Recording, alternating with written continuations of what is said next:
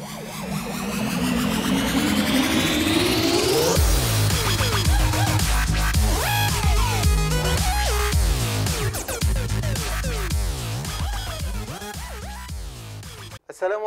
warahmatullahi taala wabarakatuh dan salam sejahtera. Untuk hari ini, saya Cikgu Nur Helmi bin Abdul Muttalib daripada SMK Jerlun akan berkongsi dengan murid sekalian mengenai kemahiran menulis laporan eksperimen sains dengan mudah. Kemahiran ini akan membantu murid-murid untuk merancang dan seterusnya boleh menulis laporan eksperimen dengan baik. Jom kita tengok apa yang murid-murid boleh pelajari pada hari ini. Sebelum kita bermula, jom kita buat ulang kaji mengenai penyiasatan saintifik terlebih dahulu.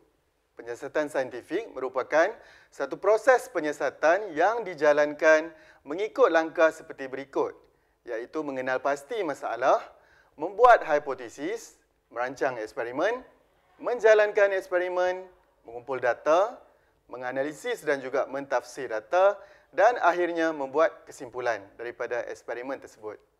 Selesai membuat eksperimen, maka kita boleh laporkan data dengan menggunakan format yang berikut, iaitu dimulakan dengan tujuan, seterusnya diteruskan dengan hipotesis, kemudian mengenal pasti pemboleh ubah yang terlibat seperti dimalarkan, dimanipulasikan serta bergerak balas, menyenaraikan bahan dan radas yang digunakan, seterusnya melukis gambar rajah, menulis prosedur yang terlibat dan memudahkan data dalam bentuk jadual, seterusnya membuat kesimpulan.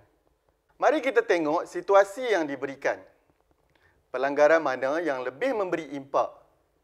Dan ada beza tak antara situasi A dengan situasi B?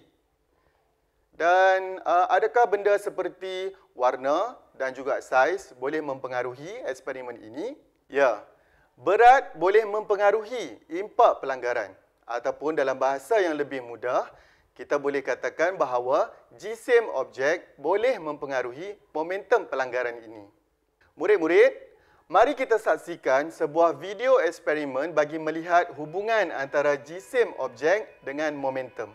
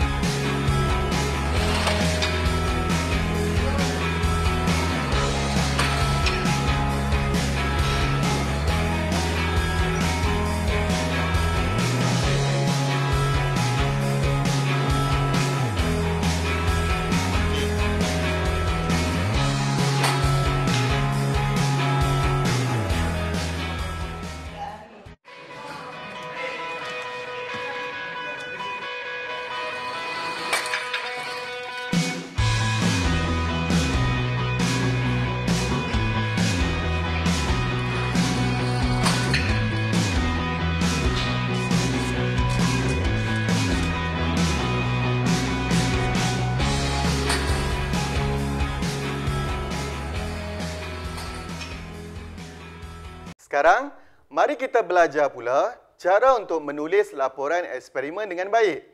Murid-murid masih ingat langkah-langkah tadi? Baiklah, kita tengok semula apa tujuan kita buat eksperimen tadi. Kita boleh mulakan penulisan dengan perkataan untuk mengkaji ataupun untuk menyiasat. Kemudian diikuti dengan pemboleh ubah yang berlaku dalam eksperimen tadi. Sebagai contoh, jisim objek dan juga momentum. Jadi tujuan eksperimen yang kita lakukan tadi adalah untuk mengkaji hubungan antara jisim objek dengan momentum. Seterusnya, kita boleh tulis pula hipotesis bagi eksperimen ini. Jadi, apa yang dimaksudkan dengan hipotesis? Hipotesis merupakan hubungan antara pemboleh ubah dimanipulasikan dan juga pemboleh ubah bergerak balas. Ingat lagi kan apa yang kita tulis pada tujuan tadi? Jadi pemboleh ubah dimanipulasikan iaitu yang kita ubah-ubah adalah jisim objek. Manakala pemboleh ubah bergerak balas pula adalah momentum pelanggaran. Selepas murid berjaya mengenal pasti pemboleh ubah, Mari kita tulis pula hipotesis tu dengan lebih baik. Ada beberapa kaedah yang kita boleh gunakan untuk menulis hipotesis. Seperti menggunakan perkataan jika maka, semakin-semakin, perbandingan atau kita boleh ambil satu dan kemudian kita tonjolkan. Sebagai contoh, jika masa meningkat, maka suhu meningkat. Ataupun semakin jisim pemberat bertambah, semakin pemanjangan spring bertambah. Keadaan gelap lebih baik untuk pertumbuhan mikroorganisma berbanding keadaan yang terang. Atau akhir sekali kita boleh juga tulis hipotesis dalam bentuk suhu 37 darjah Celsius adalah suhu optimum bagi pertumbuhan mikroorganisma. Perkara ketiga adalah pemboleh ubah. Dan pemboleh ubah merupakan perkara yang penting untuk dikawal dalam sesuatu eksperimen. Jadi kita tengok bagaimana cara yang mudah untuk mengenal pasti pemboleh ubah yang ada dalam eksperimen tadi.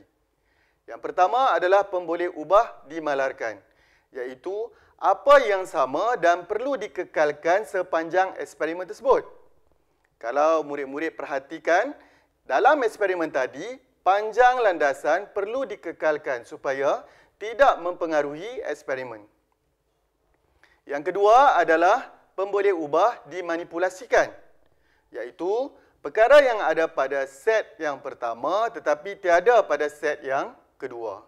Ya, jisim troli merupakan pemboleh ubah dimanipulasikan yang kita ubah-ubah pada set yang pertama dan juga set yang kedua.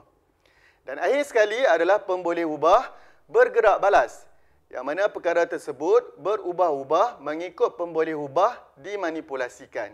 Iaitu bila kita ubah jisim troli, maka momentum pelanggaran juga turut berubah. Seterusnya, cuba murid-murid senaraikan bahan dan radas yang kita gunakan sepanjang eksperimen tadi. Masih ingat tak?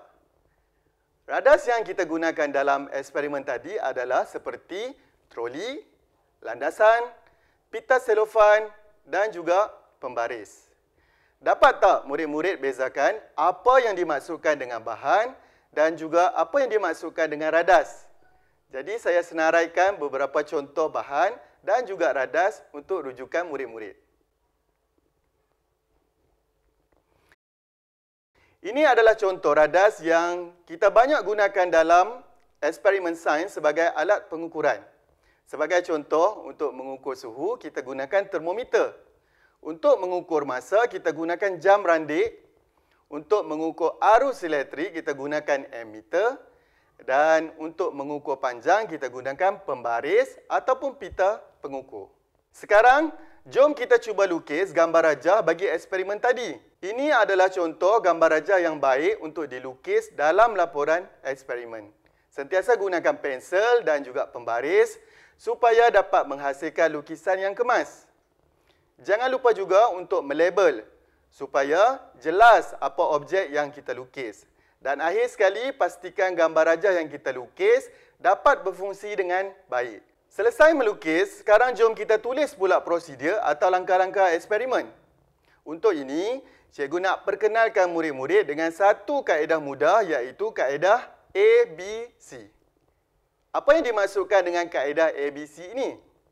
A bermaksud action, iaitu tindakan yang murid-murid lakukan seperti masukkan, panaskan, letakkan, biarkan dan juga perhatikan. Kemudian disusuli dengan B, iaitu bahan. Bahan yang murid-murid gunakan dalam eksperimen tadi. Sebagai contohnya, bakteria, 100 ml air suling, 10 ml asid hidroklorik ataupun mungkin 10 ml natrium hidroksida. Dan kita tutup ayat eksperimen kita tadi dengan C, iaitu kontainer ataupun bekas yang kita gunakan. Sebagai contohnya, mungkin kita gunakan bika 250 ml atau tabung uji atau juga kelalangkun ataupun piring petri. Jadi kita tengok macam mana kita nak aplikasikan kaedah ABC ini dalam laporan eksperimen tadi. Berikut adalah contoh penulisan prosedur yang menggunakan kaedah ABC. Pertama, murid-murid ceritakan tentang pemboleh ubah dimalarkan. Iaitu, menetapkan landasan pada kecondongan 45 darjah atas permukaan lantai. Dan kemudian letakkan bongkah kayu pada hujung landasan. Yang kedua, ceritakan tentang pemboleh ubah dimanipulasikan, iaitu kita letak dan kita lepaskan satu troli pada awal landasan dan kita biarkan berlanggar dengan bongkah kayu. Dan ketiga adalah kita ceritakan tentang pemboleh ubah bergerak balas, iaitu kita ukur jarak sesaran bongkah kayu selepas pelanggaran dengan menggunakan pembaris. Dan kita akhiri prosedur eksperimen dengan menulis perbuatan untuk melengkapkan eksperimen tersebut, iaitu kita ulang langkah 1 hingga 4 dengan menggunakan troli yang berbeza. Dan kemudian yang keenam adalah kita rekodkan pemerhatian kita dalam jadual. Akhir sekali, jangan lupa catatkan data eksperimen dengan menggunakan jadual yang sesuai. Jangan lupa juga letakkan pemboleh ubah dimanipulasikan dan pemboleh ubah bergerak balas sebagai tajuk jadual. Ataupun murid-murid boleh juga sediakan jadual yang dalam bentuk begini. Kita simpulkan laporan eksperimen kita dengan menulis kesimpulan sama ada hipotesis diterima ataupun hipotesis ditolak. Dan tahniah sebab murid-murid sekarang dah pandai menulis laporan eksperimen dengan baik. Jom kita tengok lagi beberapa contoh eksperimen yang mungkin boleh murid-murid cuba di rumah nanti. Yang pertama, penggumpalan lateks untuk mengkaji hubungan antara asid dan alkali dengan penggumpalan lateks. Yang kedua adalah eksperimen kekenyalan getah, iaitu untuk mengkaji hubungan antara jenis getah dengan kekenyalan getah. Dan yang ketiga adalah kekerasan alloy, iaitu untuk mengkaji hubungan antara blok kuprum dan keluli dengan kekerasan. Sampai di sini saja perkongsian cikgu. Semoga dapat membantu murid-murid untuk merancang dan seterusnya menulis laporan eksperimen sains dengan lebih mudah selepas ini. Sampai kita jumpa lagi dan selamat maju jaya. Bye.